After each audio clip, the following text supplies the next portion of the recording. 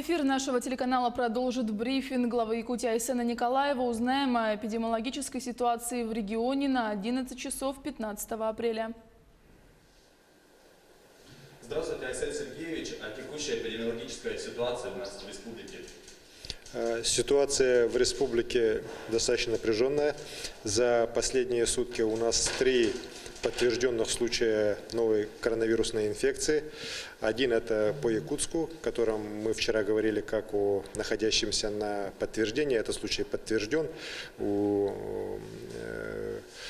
жительницы Верхоянского района, которая с начала марта здесь находится в Якутске, проживала в Мархе. Случай коронавирусной инфекции подтвержден. Она сейчас находится в больнице. Круг ее контактов тоже определен. Сейчас активно вовлекается в забор анализов. И мы думаем, что до конца дня по основному кругу контактов ее уже окончательные результаты будут по анализам. 2 случая у нас выявлены по Алдану. Это опять же по кругу первых зараженных. Это один из работников рынка и член семьи женщины, приехавшая из Кисловодска через Москву.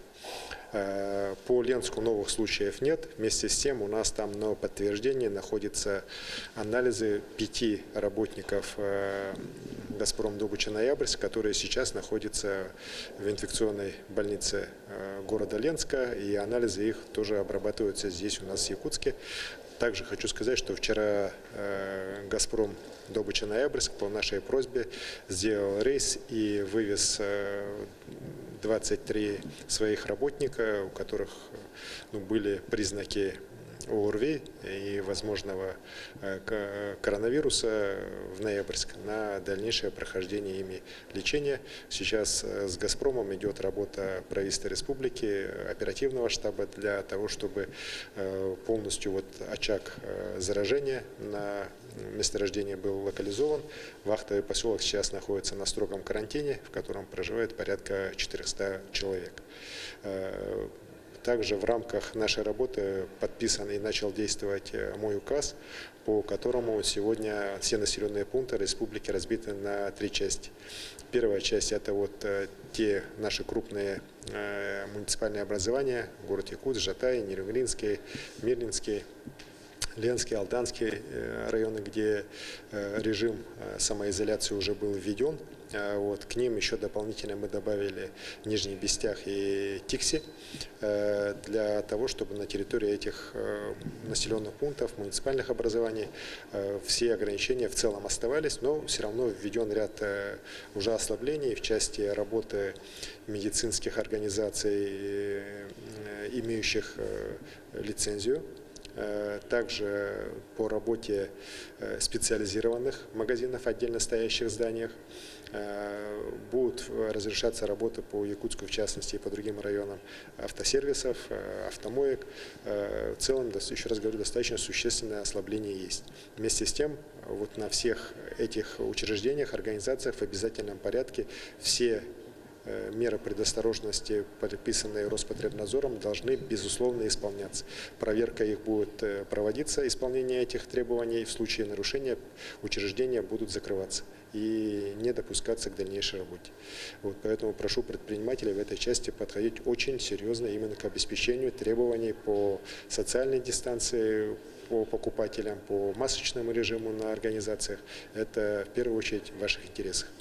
Вторая группа населенных пунктов – это наши труднодоступные населенные пункты, в которые сегодня уже после закрытия переправ, после закрытия зимников, практически транспортная доступность их сведена к нулю.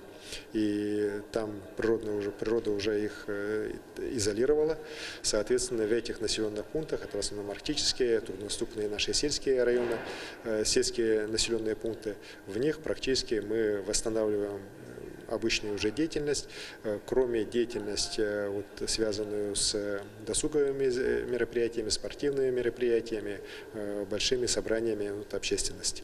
Вот. Все остальные, в принципе, ограничения по этим населенным пунктам, их перечень тоже в указе приведен, их почти 200 населенных пунктов, по всем ним уже подавляющее большинство ограничений уже снято. Ну и третья группа – это оставшиеся населенные пункты, это в основном сельские населенные пункты, вот центральной части районов, в Заречной, Вилюйской, по которым тоже достаточно существенные ослабления идут по режиму работы торговых предприятий, предприятий малого, среднего бизнеса.